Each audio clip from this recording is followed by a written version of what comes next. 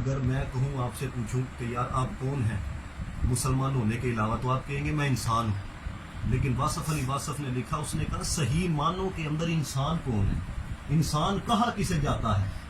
یعنی اولیاء اللہ کی، صوفیاء کی نظر میں صحیح معنوں کے اندر انسان کون ہے؟ تو واصف علی واصف کہتے ہیں انسان وہ ہے کہ جس کو مصطفیٰ سے پیار ہے.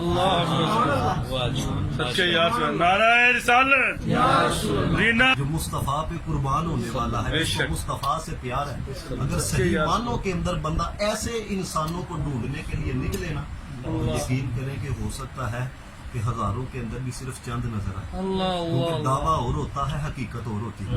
حضرت مولانا روم رحمۃ اللہ تعالیٰ علیہ آپ نے مثنوی میں لکھا، کہتے ہیں کہ ایک شخص نے، سورج نکلا ہوا تھا لیکن پھر بھی چراغ جلا کے نہ کبھی دائیں طرف جا رہا تھا کبھی بائیں طرف جا رہا تھا. تو کہتے ہیں ایک شخص اس کے قریب سے گزرا اور اسے کہنے لگا کہ کیا سورج کی روشنی کافی نہیں تھی کہ تم نے چراغ بھی جلا رکھا ہے؟ کیونکہ جب سورج نکلا ہوا ہو، اس کی روشنی پھیلی ہوئی ہو، پھر آپ نے دیکھا ہوگا کہ اگر کسی کی موٹر سائیکل کی لائٹ جل رہی ہوتی ہے تو ہم اسے کہتے ہیں بھائی یہ بند کر لے. کیوں؟ کیونکہ جب سورج نکلا ہوا ہوتا ہے تو یہ بلبوں کی روشنی ماند پڑ جاتی ہے. سورج کی روشنی ہے. تو مولانا روم رحمۃ اللہ تعالیٰ نے لکھتے ہیں وہ کبھی دائیں طرف جا رہا ہے کبھی بائیں، سورج کی روشنی میں چراغ جلایا ہوا ہے. تو کہتے ہیں ایک شخص قریب گزرا، اس نے کہا کیا تمہارے اندر عقل نہیں ہے کہ سورج کی روشنی نکلی ہوئی ہے، اوپر تم نے چراغ جلایا ہوا ہے، کیا ڈھونڈ رہے ہو کہ جو سورج کی روشنی کے اندر تمہیں نہیں ملا؟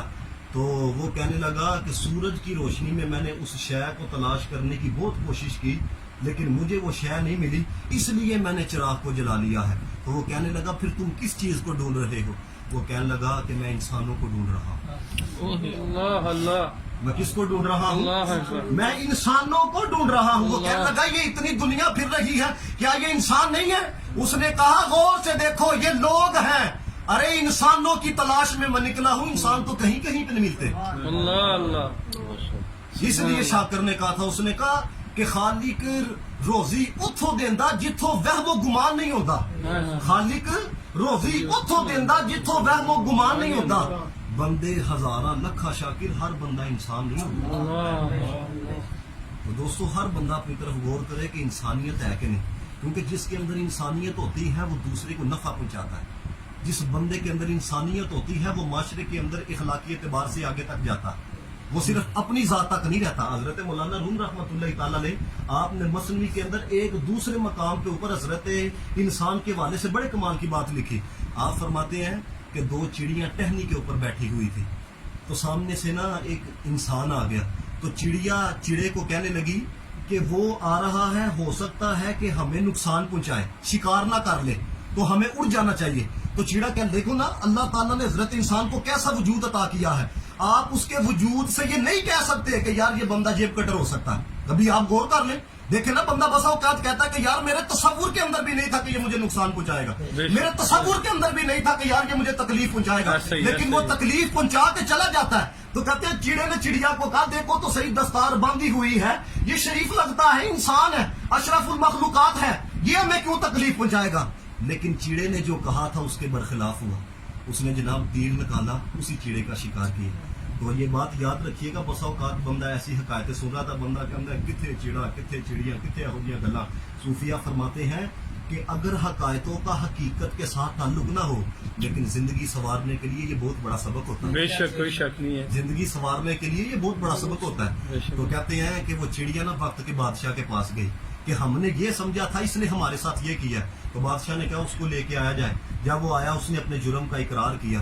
تو جب جرم کا اقرار کر لیا نا تو بادشاہ نے چڑیا سے کہا، اس نے کہا کہ جو تم سزا تجویز کرو گی نا وہی اس کو دی جائے گی. اب چڑیا نے جو بات کی نا، اس نے کہا بادشاہ سلامت یہ انسان ہے، میں کوئی سزا نہیں اس کے لیے تجویز کرنا چاہتی، لیکن صرف دو نصیحتیں کرنا چاہتی ہوں. وہ ایک نصیحت یہ ہے کہ اگر یہ شکاری ہے نا تو پھر اس کو کہو شرافت کا لباس نہ پہنے، شکاریوں والا لباس پہنے.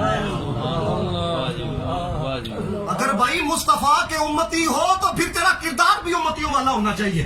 اگر مصطفیٰ کا کلمہ پڑا ہے تیرا کردار بھی کلمے والا ہونا چاہیے، تاکہ تیرے چلنے سے پتا چلے، تیرے کردار سے پتا چلے، تیرے اخلاق سے پتا چلے، تیرے رہن سہن سے پتا چلے یہ کوئی عام نہیں، یہ محمد عربی کا غلام ہے.